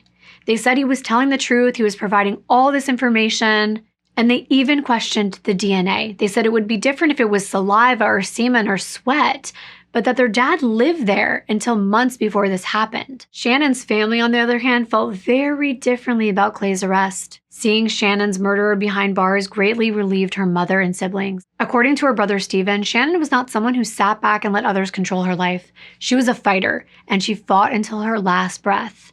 As for the younger children, we know Austin was working at this time, but his siblings were all still in school, and Logan had special needs. There was no way that Austin's income was enough to support himself and 4 other children. But sadly, because Shannon wasn't working at the time and Clay had been fired from his job soon after the arrest, this meant that the children wouldn't receive any death benefits. Friends of the family rallied around and held fundraisers to establish a trust fund for the children. Shannon's brother Stephen and his wife Angela, who lived in Florida, did seek permission from the court to take custody of Logan, Serena, and Marshall. He wanted to protect Shannon's younger children from the publicity of this case and additional pain and anguish they would feel. But Stephen ultimately withdrew his custody application because Austin was also seeking custody of his siblings. Austin wanted to keep his family together and be there for them as a big brother. And Austin was eventually appointed as the siblings' legal guardian. Okay, so stay with me to hear the rest because there's more. In late August 2012, while Clay was awaiting trial, his ex-wife, who we're going to call Candace for privacy reasons, contacted detectives to give them some background on her marriage to Clay. Her insights into his behavior revealed a lot about the kind of person Clay was even prior to marrying Shannon. Candace was honest that she had no grudges against her ex-husband. They were high school sweethearts, but she'd moved on with her life since the divorce. However, during their marriage, things had not been good. They were quite rocky. Candace told the police that Clay had been unfaithful on multiple occasions and that she felt he had an addiction to adult material, starts with a P, ends with ography, which he would leave all over their house. She also claimed that he was almost let go from his job for sending inappropriate pictures over the internet.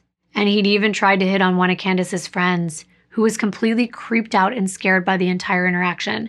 But when Candace confronted Clay about his infidelity, he was cold and he wouldn't even engage in a conversation about it. He liked to play mind games and took advantage of the fact that Candace was socially isolated when they were living in Alaska. Remember, Clay was also living in Alaska with Shannon, and she felt the same way. But one of Clay's attractive qualities was that he could be incredibly charming. When Candace finally decided to leave the marriage for good, she moved with her 2 children out of state, and her mom helped to watch them and take care of them. But one day, while Candace's mom was watching the kids, Clay came and kidnapped them, and he took them all the way back to Alaska. He called her an unfit mother and told her she would never see them again. So he had a history of making things very difficult for his exes. Even then, Clay always wanted to have the upper hand and the last word. He used paying child support as a way to exert control and power with Candace. She said that Clay's general attitude towards other people were that most of them were stupid, and he belittled anyone who didn't adhere to what he wanted. She specifically remembers him getting extremely angry when the court ordered him to pay Candace thousands of dollars in back child support. Does this sound familiar? His behavior resulted in his daughter not wanting anything to do with her father at all. But the most shocking thing Candace told investigators was that when she heard Clay had been arrested for Shannon's murder, she wasn't surprised. In fact, she went so far to say she wouldn't have been surprised if he were a serial killer. She felt like her ex-husband had no conscience and no issues with just doing whatever he wanted, especially out of spite. Candace told the police the only reason she was able to escape the marriage was because she moved in with her parents, who were also scared of Clay themselves. Candace didn't feel safe maintaining any contact, so she completely cut ties. In a recorded jailhouse conversation with his sister Kathy, Clay wanted her to pass on some information to one of his sons, which of course violated the no contact order. But the investigation was continuing. You might have noticed I haven't mentioned much about what happened with Shannon's laptop after they seized it. And that's because police didn't analyze it until April 12th, 2013. But aside from some sexually explicit photos and videos of herself, which Shannon had sent to men online, there was nothing to indicate that Shannon had been killed by anyone she met on those platforms. Investigators did find that spyware installed on her computer. This was a keystroke program that Clay had installed. So that was true. He had been spying on her. The prosecutors planned to call all 5 children as witnesses for the state, but it was proving to be more challenging than they thought it would be. The 2 oldest children were refusing to cooperate. They thought their dad was 100% innocent. It's totally understandable. Their world had been destroyed. And what do you do when one of your primary caregivers has been ripped away from you forever? You cling to the remaining parent who's still alive. The last thing the Starbuck children wanted was to have both of their parents taken away. So in a sense, I can sympathize with them. These are just unbelievable circumstances. But given how vocal Clay was both before and after the murder and publicly degrading Shannon's character and ruining her reputation, it's more likely that the kids were exposed to this narrative. When you're young, you're impressionable. These things have an impact, especially when they're coming from a person you trust. And don't forget that the children themselves were apparently the ones who had seen these graphic images on Shannon's computer. We don't know if they were snooping or if they were told to look at them from their father, or if Shannon had just left her device somewhere and they accidentally stumbled upon them. Regardless of Shannon's personal life, she loved her children to the ends of the earth. And it's very unfortunate that Clay would tell the children and other people that she was a terrible mother and use this to influence his children's perspective of the situation.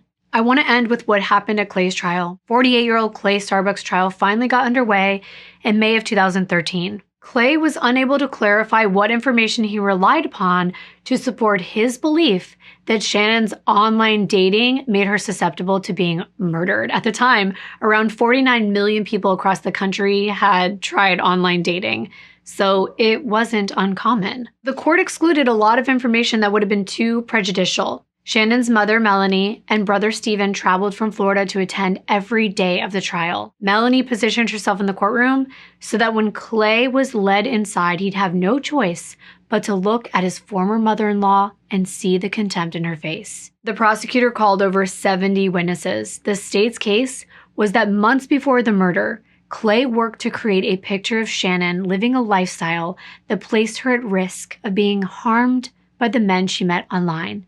He put the spyware application on Shannon's computer. Clay knew that Shannon had a date planned with John on the morning of her murder. Clay decided to kill his wife and then frame someone she was dating as the killer. So Clay faked his car trouble before walking to Shannon's. While she dropped the kids off at school, Clay gained access to the home and was waiting for Shannon to return.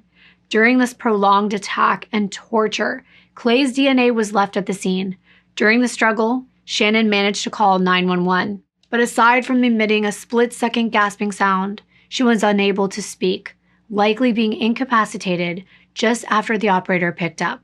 The prosecution claimed that Clay turned Shannon's phone off for a brief period before turning it back on and sending multiple text messages to Tom and John, giving the impression that Shannon was still alive and continuing the same ruse with their children that afternoon. In terms of a motive, prosecutors claimed that Clay was consumed by greed, anger, obsession, and jealousy over Shannon moving on and dating other men, and also pursuing Clay for outstanding child support. Shannon's children were not in the courtroom as the jury was shown the graphic photos of their mother and the crime scene.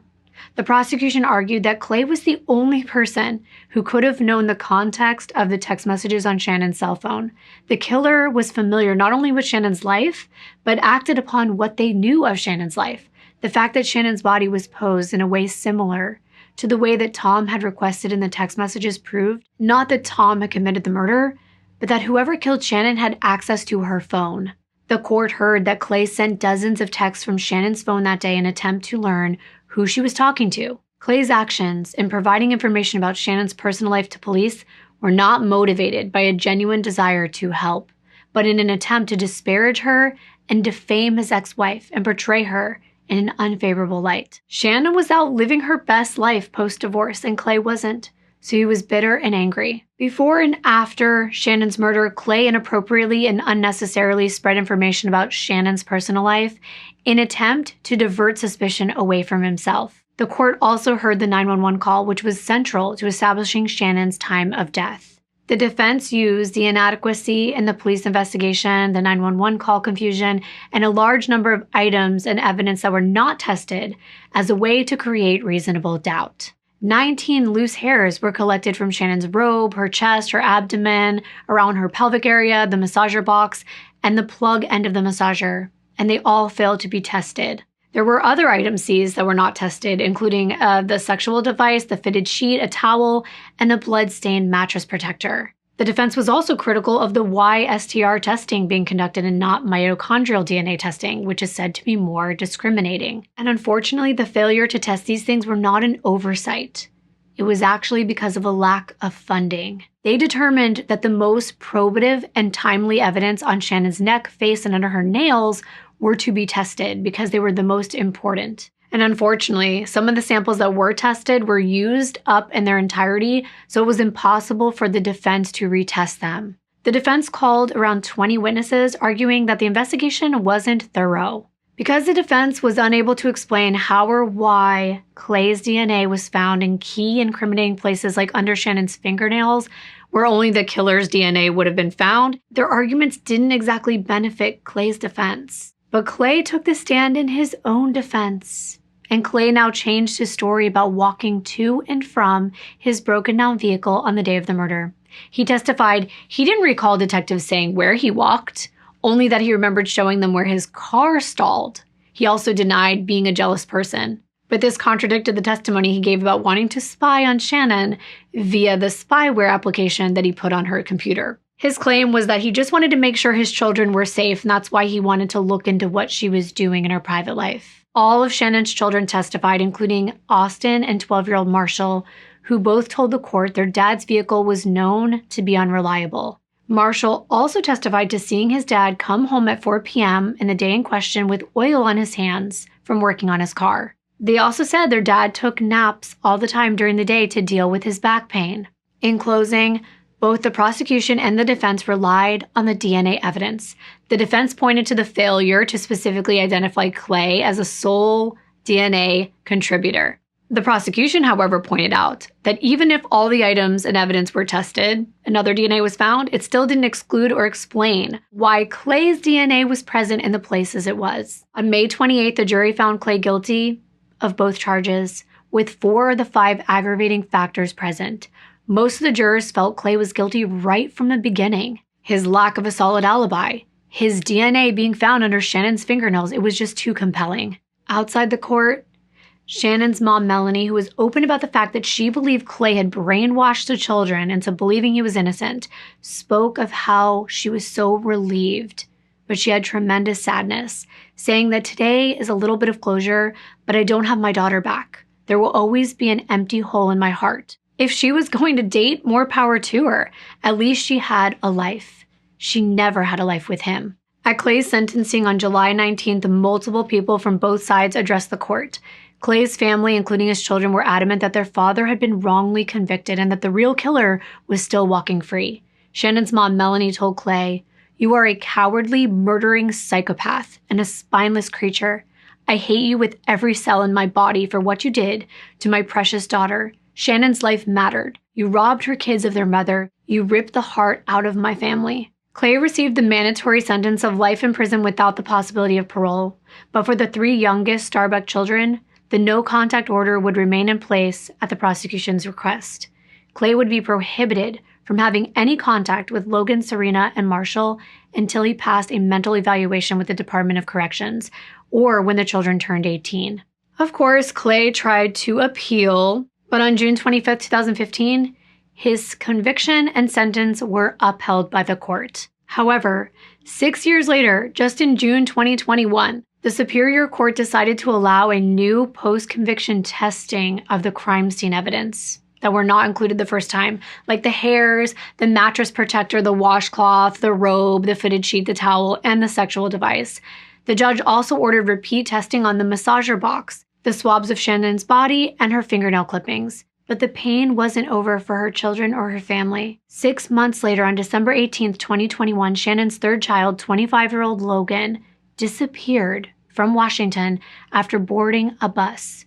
You'll recall that Logan was on the autism spectrum, and as an adult, with their father now in prison and their mother's murder, Logan had a caretaker. Logan had grown into a driven young person who had achieved their goal of living independently in their own apartment. Logan was determined to prove everyone wrong about being unable to do things themselves. Although it took him multiple attempts, they paid to undergo driver's education and was thrilled when they got their license. Logan was designated female at birth, but in the spring of 2021, they commenced hormone treatment as part of their journey to transition. Logan also began using he and him pronouns on social media with gender reassignment surgery, their ultimate goal. So that's how I want to refer to him going forward. By the end of 2021, Logan had hit a rough patch in his life. He'd been in a few minor car accidents and was pursued for $4,000 in insurance. As a result, his license had been suspended. He was also dealing with the pain of a recent breakup. To top it off, he lost his job that November due to not being able to get himself there because of his license issues. On the day that Logan went missing, he didn't take a bag and was wearing shorts in freezing cold weather. Soon after his disappearance, tourists found his beanie containing his wallet, phone, keys, and earbuds in Riverside Park. Logan had plans to meet his caretaker on December 20th, but no one could get a hold of him. His car was at his apartment, the lights were off, and there was no answer. The last person that was believed to have contact with him was his ex. Just 7.5 weeks later, there was news, and it was the worst that you could imagine. On February 10th, 2022, a 911 call came in reporting a sighting of a body. Logan's remains were recovered from the river. He had taken his own life. The pain and anguish that this family has had to go through is unbelievable, and I am so sorry. At the time of this video, the outcome of that post-conviction testing in Chanin's case is not clear. The 59-year-old Clay continues to reside at the Airway Heights Correctional Center in Washington. Since Clay's incarceration, several heated fights have broken out between Chanin's family and Clay's family on a Facebook group that's supporting Clay's release from prison, including arguments between Chanin's children and their grandmother, Melanie. The group is filled with pictures of the Starbuck children visiting their father and fighting for his release. And sometimes even Clay shares his thoughts on this page, and the way he talks about Chanin does not put him in a good light. Whether he really is innocent or not, there's no reason to talk about the deceased mother of your children in that way. I read all that I could take, and a lot of it is pretty harsh going back and forth. I thought I would leave you with some words from someone who knew Chanin, even though briefly, because I think these words are very powerful and meaningful. From one of the men that Chanin had gone out with. It was posted on January 29th, 2019, and it read, quote, "I knew Chanin briefly before she was murdered. I was among the men she dated the month before she died. We shared lunch once and went to an art museum on another occasion, and we never had sex. Just a couple of nice times talking and eating and looking at paintings. Mostly we talked about our respective children and our failed marriages. I never met Clay, but Chanin certainly feared him. She explicitly said she thought he would harm her, and she related numerous stories about the way he controlled her and manipulated their children. I believe everything she told me. She struck me as a lady of the finest caliber, smart, artistic, articulate, a devoted mother, and so very much wanting to establish her own independent life. She had absolutely beautiful eyes like I've never seen before, and I never will forget as long as I live. Some people paint her as a harlot, but I was one of her allegedly numerous online acquaintances, and never in my experience did she behave as anything other than a beautiful, classy lady, and I treated her respectfully, as a grown gentleman should. Granted, I only know what Chanin revealed of herself to me over a very short time. I'm extremely sad that she was murdered and suffered as she did when she was attacked. I also feel very sad for her 5 children, whom I know she loved more than anything in this world. Chanin was a beautiful person inside and out. Anyone who says otherwise couldn't have personally known her. Rest in peace, Chanin." End quote. I'm so sorry to everyone who loved and was close to Chanin. Thank you so very much for being here for her story. I will see you in my next video. Bye.